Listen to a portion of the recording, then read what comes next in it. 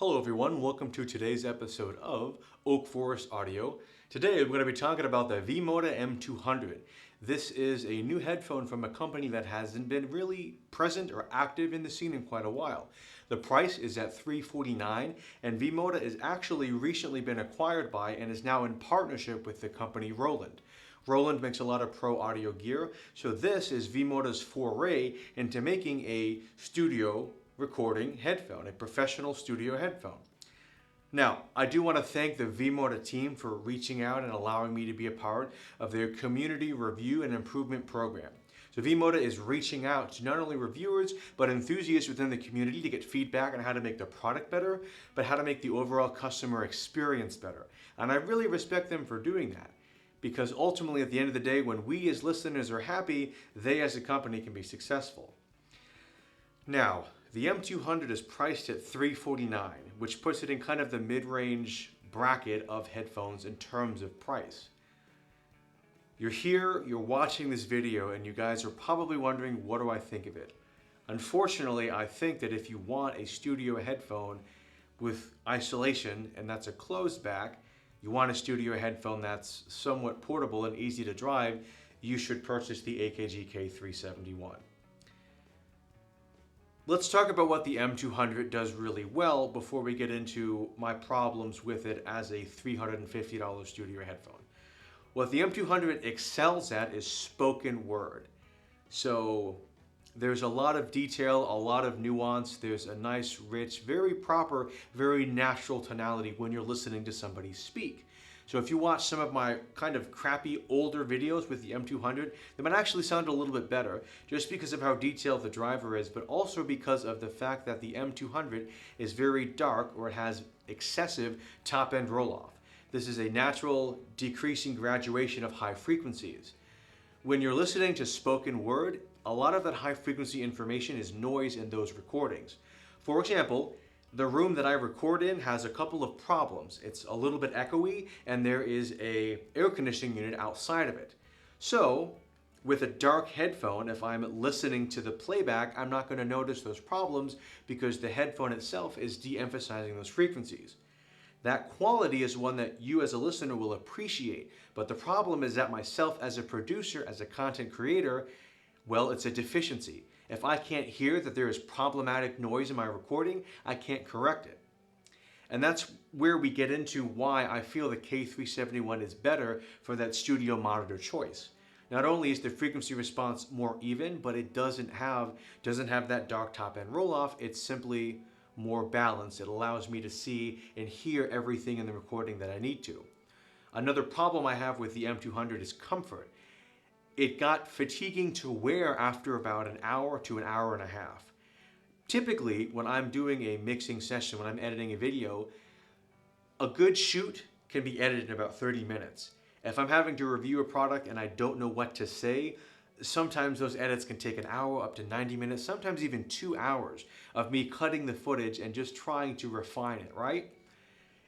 And an M200 is not cut out for that task. It is simply not comfortable enough in the first place to even allow me to do that work.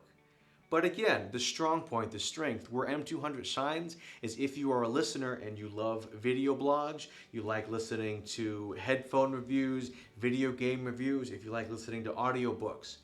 Any content that very, very, very heavily focuses on spoken word, M200 does really well.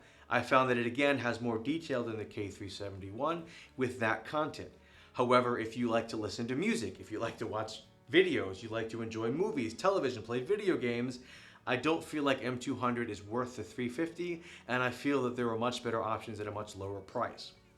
Now, I thought about this. What if I compare M200 to another closed back headphone that's also kind of dark? So I pulled out my EMU Purple Heart, and I'm a little bit disappointed to say the M200 to my ears was more so different from the Purple Heart than it was better.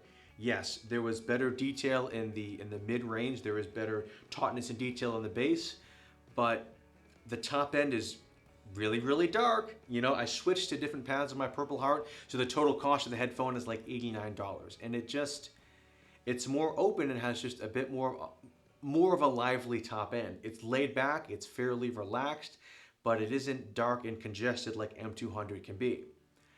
For me, the big problem with M200 is that it's super rolled off on the top end, which has a negative impact on a lot of instruments, a lot of sounds. Trumpets don't sound quite right. Strings don't sound quite right. Drums are a nightmare. You know, if you're watching television or movies or playing video games, there's a lot of atmospheric sound that's present and helps build a world and immerse you that is no longer enjoyable or able to be appreciated on M200. The other big thing is congestion. If I'm listening, and I did some podcasts, I did some, some spoken word stuff. If I've got one or two people speaking, it does all right. If I get into 3 or 4 people speaking with M200, it becomes apparent that the driver gets congested. This is an inability to discern or differentiate different speakers, which is frustrating. I didn't have that problem with the Purple Heart. You know what I mean?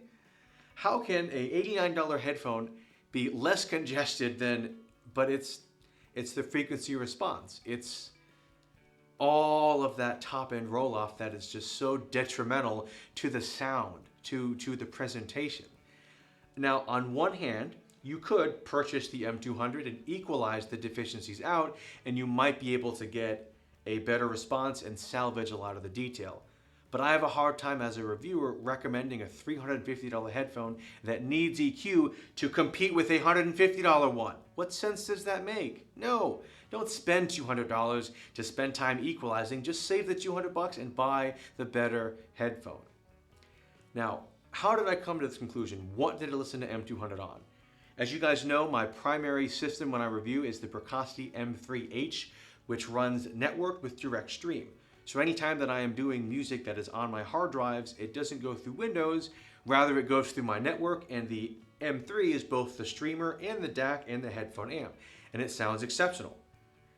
M200 actually has a balanced cable, so I did listen to the balanced out of my fully balanced Bricasti M3H solid state all-in-one system. And even on a top-of-the-line DAC amp, there is still a problem with congestion. Even as I switch between the different digital filters, there's still a problem with congestion. So, it's not a headphone that I can really recommend. I have my Mr. Speakers Ether CX here as my reference. This is the closed-back headphone that I mix on. This is a closed-back headphone that I listen to almost every day. And there's no comparing it. I cannot enjoy or listen to M200 after spending any time with CX because the deficiencies are so obvious and so detrimental. I simply cannot look past how incorrect the top end is presented and how just congested and dead the soundstage is. Now, going back to the K371, when I listen on the K371 after spending time with Ether CX, it's not so bad. K371 is similar enough that I'm still able to appreciate it and still able to enjoy the content that I'm listening to. Yes, it's not as detailed, it's not as resolving, but it's balanced enough and the stage is spacious enough that I can enjoy whatever it is that I'm doing. And what frustrates me is the fact that this product exists. There's a $350 headphone built in collaboration with a pro audio company that doesn't present a high fidelity sound, right? The whole point of fidelity is truth in reproduction. And especially with a studio monitor has to be dead flat so that you as a content producer can faithfully hear your mix. Because a lot of times when you're editing, you're not listening so much to yourself, but you're listening to the room. You may be listening to other noises, you know what I mean? That's the point of the edit, is to remove unwanted frequencies, unwanted noise, to remove the unwanted content. And when your headphone has peaks and dips, you're not able to address the peaks and dips that are in the recording and not desirable. So, now they say that they did 2 measurements. They did a measurement with a standard, like a B&K head, and that shows the super dark top and roll. Now, V-Moda says that they did an in-ear measurement. They said that the in-ear response of this headphone is more flat. The in-ear response, or how our ears process the frequencies in the top end, is flatter than the really dark measurement that the machine got. My question is, whose ear did they tune this with? It's just, what else can I say but, I don't know, And it's not just me. It's not just me that's noticing this congestion and this top end roll off. There's other people noticing it too. And that lets us know as consumers that there's a problem. My preference is slightly brighter than neutral. My preference is the Mr. Speaker's Ether CX without the foam insert. I have the ear pads angled and I run it out of my solid state Precocity M3 with a minimum filter. In my opinion, the minimum filter helps to not soften, but adds a tiny bit of emphasis on the decay and the sustain. You know, so when I pull the foam filter out of the Ether CX, it adds some bite. When I switch to the minimum filter, it adds just a tiny bit of richness. It takes away a little bit of the edge, and I like that. Now, sometimes I'll switch to the linear filter when I want that sharper transient response, and that still sounds good on the Ether CX. The point is, this is a headphone that is tonally fairly flat, and this is a system that I can kind of change the presentation to match the mix. That's what you want in a studio headphone. You want a studio headphone to be fairly flat. Again, with the AKG K371, I just run it stock. Plug it into the 6.5 millimeter output, and the filter is kind of irrelevant. Sometimes I'll do the minimum filter if I want to add a little bit of body to like vocals, and sometimes I'll switch to linear if I just want a slightly sharper transient response. It doesn't matter because the experience is similar. So again, I thank V-Moda for allowing me the chance to hear this product. For those of you watching, I don't recommend it. If you like listening to a lot of spoken word, you can probably spend less money and get something that's just as good, if not better.